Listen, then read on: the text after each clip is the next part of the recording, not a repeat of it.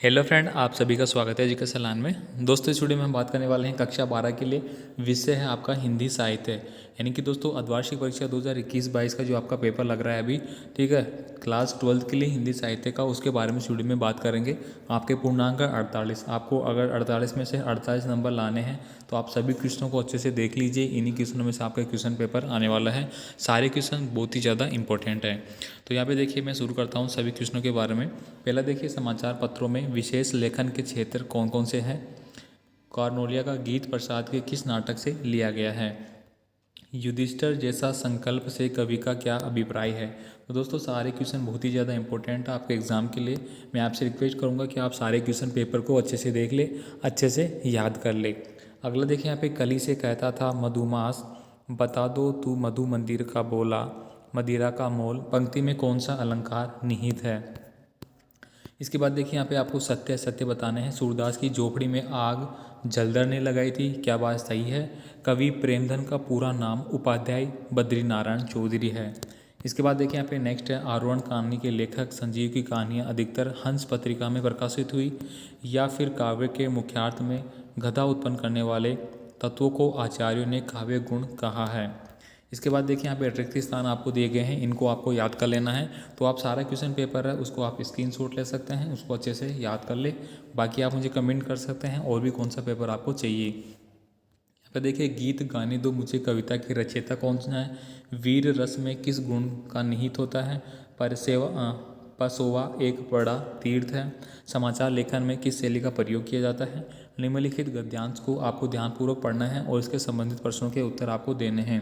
संसार में अमरता ऐसे ही लोगों को मिलती है जो अपने पीछे कुछ आदर्श छोड़ जाते हैं। तो ये आपको याद देख लेना है, ये पूरा आपको दिया गया है। इसके नीचे दोस्तों कुछ क्वेश्चन आपसे पूछे गए हैं। जैसे कि फर्स्ट क्वेश्चन है, संसार में अमर कौन बनते हैं। अमरता पाने वाले को कैसा जीवन बिताने की आदत होती है। मनुष्य पर किन गुणों का प्रभाव जीवन भर पड़ता है।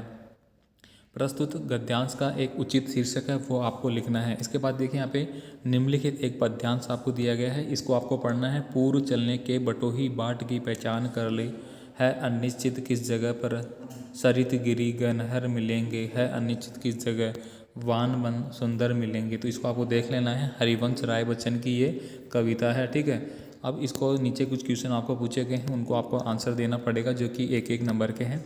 बाट की पहचान कर ले, इस पंक्ति में बाट से क्या आशय है। इसके बाद दोस्तों, बाट का मतलब हो गया है यहाँ पे जो आपका मार्ग है, ठीक है, मार्ग की पहचान कर लो। यात्रा आरंभ करने से पूर्व पति को क्या सोच लेना चाहिए कि वह किस मार्ग पे चलेगा, किस तरह की कठिनाइयाँ आएंगी, किस तरह उसको पथ पथ पे चलना पड़ेगा। ये सारे गुण हैं, उसको देख लेने हैं। इसके बाद देखिए, यहाँ पे प्रस्तुत काव्यांश में कौन सी शब्द शक्ति का प्रयोग किया गया है, ये आपको यहाँ पे एक्सप्लेन करना पड़ेगा। इसके बाद नेक्स्ट क्वेश्चन है आपका, प्रस्तुत काव्यांश का उपयुक्त शीर्षक क्या है, ये आपको लिखना है। इसके बाद देखिए, आपको किसी एक विषय पर यहाँ पे निबंध लिखना होगा जिसकी लिमिट 400 शब्द है। यहाँ पे आप लिख सकते हैं, राष्ट्र निर्माण में युवाओं की भूमिका, विद्यार्थी और अनुशासन, राजस्थान में जल संरक्षण, राजस्थान के प्रमुख पर्वोत्सव, इनके बारे में किसी में भी आप लिख सकते हैं। इसके बाद देखिए, यहाँ पे कहानी लेखन के विभिन्न जो विषय हैं उनके बारे में आपको लिखना है। फीचर की शैली समाचार लेखन की शैली से किस प्रकार भिन्न है। मात्रिक तथा वर्णिक छंद में आपको अंतर बताना है।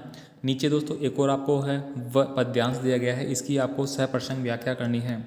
कभी दिखाता है सत्य और कभी ओझल हो जाता है, और हम कहते रह जाते हैं कि रुको ये हम है। जैसे धर्मराज के बार बार दुल्हारे देने पर ही ठहरिए स्वामी विदुर, या मैं हूँ आपका सेवक कुदंतीनंद युधिष्ठिर, वे नहीं ठिठकते। तो ये आपको पढ़ना पड़ेगा, ठीक है। गीत गाने दो मुझे तो वेदना को रोकने दो, तो ये आपको पढ़ना है, उनके आंसर आपको देना पड़ेगा, यानी कि इसकी आपको सप्रसंग व्याख्या करनी है। इसके बाद देखो, यहाँ पे एक और आपको गद्यांश दिया गया है, इसको आपको रीड करना पड़ेगा और इसके भी आपको सप्रसंग व्याख्या करनी है। साथियों, मैं आपसे रिक्वेस्ट करूंगा, चैनल पर नए हैं तो आप चैनल को सब्सक्राइब कर ले, बेल आइकन दबा ले, वीडियो को लाइक और शेयर करें। और अगर आपको पेपर की PDF फाइल चाहिए, ठीक है, तो PDF फाइल के लिए दोस्तों आपको हमारा टेलीग्राम ग्रुप, फेसबुक ग्रुप और हमारी वेबसाइट का लिंक डिस्क्रिप्शन बॉक्स में दिया जाएगा। आप उसको अच्छे से याद देख लीजिए, उनको सब्सक्राइब कर ले, वहाँ पे विजिट कर ले, ताकि हर पेपर की जो अपडेट जानकारी है साथ ही PDF फाइल है वो आपको वहाँ पे मिल जाएगी, जिसको आप डाउनलोड कर सकते हैं।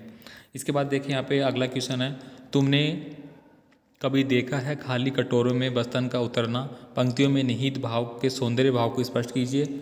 नेक्स्ट देखिए, गांव की मान्यता के अनुसार सामंतिया किसे कहा जाता है, इसके स्वभाव की 2 विशेषताएं लिखनी है।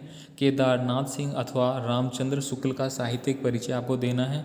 या फिर नेक्स्ट देखिए यहाँ पे, यह फूस की राख न थी, उसकी अभिलाषाओं की राख थी, संदर्भ सहित विवेचन आपको यहाँ पे करना है।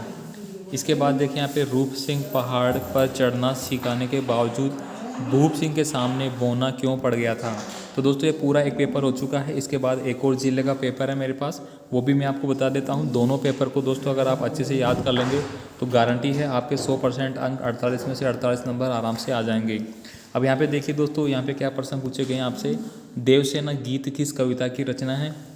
सरहेज स्मृति कविता में वात्सल्य से भरा एक विलाप है, वो किसके बारे में था।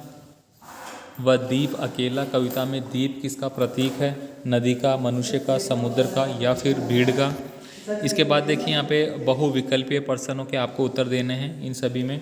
नेक्स्ट देखिए, भारत राम वरमान हेतु किसके लिए दोषी है। निसंदेह शब्द का क्या अर्थ है। सुमिरन के मन के रचना, इसके बारे में बताना है। इसके बाद देखिए यहाँ पे, समधिया किस विद्या की कहानी है। यहाँ पे देखिए दोस्तों, आपको सत्य असत्य बताने हैं। सूरदास की थैली में 500 से अधिक रुपये थे। सूरदास की झोपड़ी प्रेमचंद के रंगभूमि नामक उपन्यास का एक अंश है। तो यहाँ पे कुछ क्वेश्चन थोड़े से अलग है, बाकी सारे पेपर आपका सिमिलर ही आने वाला है। यहाँ पे देखिए, महिम रूप सिंह का बेटा कौन था। रूप सिंह एवं भूप सिंह के भाई थे। इनमें आपको टिक करना है, ठीक है, सत्य सत्य के बारे में।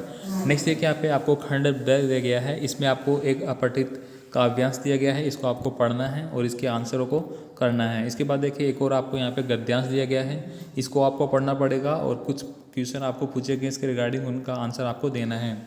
इसके बाद देखिए यहाँ पे खंड ग है, इसमें दोस्तों आपको किसी विषय पर एक निबंध लिखना होगा। स्वच्छ भारत मिशन अभियान पे लिख सकते हैं, शिक्षा का अधिकार, कोरोना वायरस, 21वीं सदी की महामारी, इंटरनेट, ज्ञान की दुनिया, इनमें से आप कोई सा भी एक पैसे मतलब निबंध है वो लिख सकते हैं। इसके बाद देखिए यहाँ पे नेक्स्ट क्वेश्चन है आपका, कविता में बिंब और छंद का क्या महत्व होता है। नाटक की प्रमुख विशेषताएं क्या होती है। निम्नलिखित प्रश्नों के 30 40 शब्दों में उत्तर दीजिए। 18 नंबर का क्वेश्चन है, फीचर लिखते समय किन किन बातों का ध्यान रखना चाहिए। विशेष रिपोर्ट को किस शैली में लिखा जाता है। मास्टर ऑफ वन को स्पष्ट कीजिए। विभिन्न सूचनाओं के कोई 4 स्रोत है वो आपको बताने हैं। इसके बाद देखिए यहाँ पे खंड ग आपको दिया गया है, यहाँ पे भी दोस्तों आपको एक गद्यांश पद्यांश दिया जाएगा, उनकी आपको सहप्रसंग व्याख्या करनी है। इसके बाद नीचे दोस्तों कुछ क्वेश्चन और आपको दिए गए हैं, इनका सभी का आंसर आपको देना है। तो ये पूरा क्वेश्चन पेपर मैंने आपको बता दिया है जो कि आपके पेपर एग्जाम में आने वाला है। सभी क्वेश्चन बहुत ही ज़्यादा इंपॉर्टेंट है, सभी को आप अच्छे से देख लीजिए पूरा पेपर, ठीक है। उम्मीद करूँगा दोस्तों आपको पूरा पेपर अच्छे से समझ में आ गया होगा। तो प्लीज़ दोस्तों वीडियो को लाइक करें, चैनल पे अब नए हैं तो प्लीज़ चैनल को सब्सक्राइब करें, बेल आइकन दबाएं, वीडियो को दोस्तों को ज़्यादा से ज़्यादा शेयर करें ताकि आपके सभी फ्रेंड अच्छे से वीडियो को देखें और जितने भी क्वेश्चन आपके आ रहे हैं सभी को अच्छे से याद करके एग्जाम में पूरे नंबर ला सके। मिलते हैं फिर नए वीडियो में, तब तक के लिए जय हिंद।